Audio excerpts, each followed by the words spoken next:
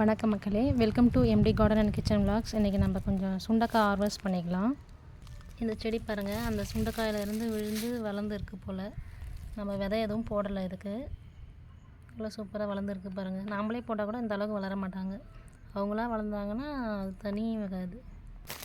Actually இந்த செடி பார்த்திங்கன்னா கத்திரிக்காய்னு வளர்த்து சுண்டைக்காவாக மாறின கதை இது.